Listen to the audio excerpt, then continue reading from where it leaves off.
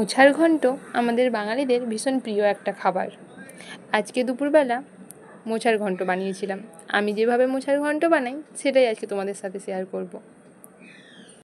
প্রথমেই আমি মোছার খোলগুলো ছাড়িয়ে ফুলগুলো ভেতর থেকে বের করে নেব। আচ্ছা তোমরা বলো তো, ছোটোবেলায় এই খোলগুলো নিয়ে কে কে নৌকা ভাসাতে? আমার তো মনে হয় প্রত্যেকেই এই কাজটা একবার না একবার করেছো। এবার আমি মোছাগুলোকে ভালো মতো ছাড়িয়ে নেব।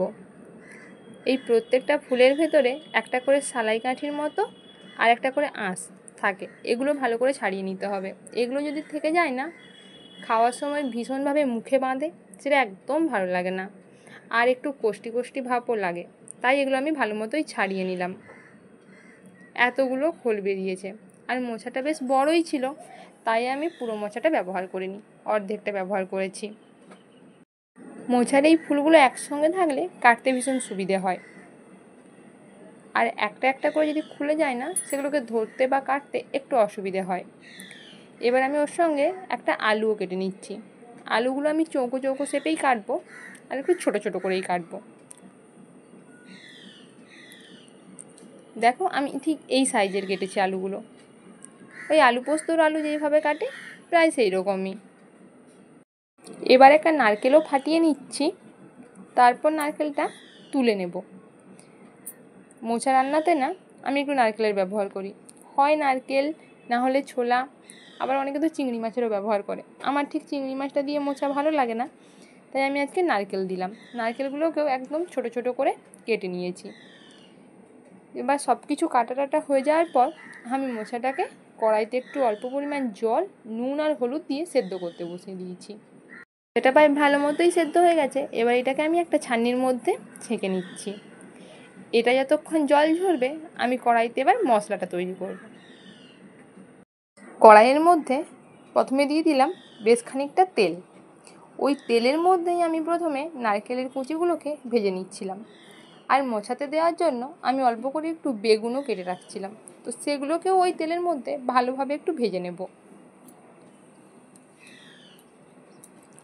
ভালো মতো ভাজা হয়ে যাওয়ার পর ওই তেলের মধ্যেই আমি একটু জিরে আর একটা তেজপাতা মতো ফোড়ন দিয়ে দেব কুচিয়ে রাখা পেঁয়াজ।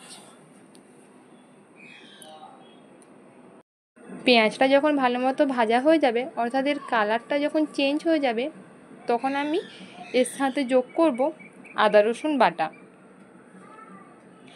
আর একটা পাত্রতে আমি একটু লঙ্কা গুঁড়ি আর হলুদ গুঁড়ি নিয়ে জল দিয়ে গুলে রেখেছিলাম। আমি লঙ্কা গুঁড়ি আর হলুদ গুঁড়িটা ডাইরেক্ট তেলের মধ্যে দিয়ে দিই না, তাতে কি হয় একটু পোড়া পোড়া ভাব হয়ে যায়। তাই আমি এটাকে একটু জলের সঙ্গে মিশিয়ে তারপর ব্যবহার করি। মশলাটা বেশ ভালো মতো কষানোর পর যখন এটা তেল ছেড়ে দেবে, তখন আমি সেদ্ধ করে রাখা মোছাগুলো এর মধ্যে দিয়ে দেব। দিয়ে ভালো মতো একটু কষিয়ে নেওয়ার পর যে বেগুনটা আগে থেকে ভেজে রেখেছিলাম, সেটাও এই মোছার মধ্যেই দিয়ে দেব। এটা খুব ভালো করে কষিয়ে নেওয়ার পর যখন তেল ছেড়ে যাবে, তখন দিয়ে দেবো উপর থেকে অল্প পরিমাণে একটু জল। জলের পরিমাণটা আমি কমই ব্যবহার করলাম, কেননা মোছাটা আমার আগে থেকেই সেদ্ধ করা ছিল। তার উপর ভেজে রাখা নারকেলের কুচিগুলো দিয়ে দেব। এবার সমস্ত কিছুটাকে ভালো মতো মিশিয়ে ওপর থেকে দিয়ে দেব অল্প পরিমাণে একটু চিনি।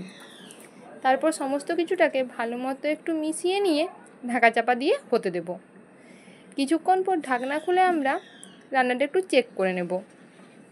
এখন সব কিছু ভালো মতোই সেদ্ধ হয়ে গেছে। ওপর থেকে যোগ করব অল্প পরিমাণে একটু ঘি, দিয়ে সব কিছুটাকে ভালো মতো মিশিয়ে নেব। খুন্তির মাথাটা দিয়ে সমস্ত কিছুকে একটু ঘাটাঘাটি করে তারপর নামিয়ে নেব। ব্যাস তৈরি হয়ে গেল আমাদের আজকের মোছার ঘন্ট। গরম গরম ভাতের সাথে এই রকম মোছার ঘন্ট কার না ভালো লাগে বলুন? আমার আজকের রান্নাটি যদি আপনাদের ভালো লেগে থাকে, অবশ্যই একটা লাইক করবেন, আর ভালোবেসে আমার পেজটিকে ফলো করে দেবেন। আজকের মতো এই পর্যন্ত, টাটা।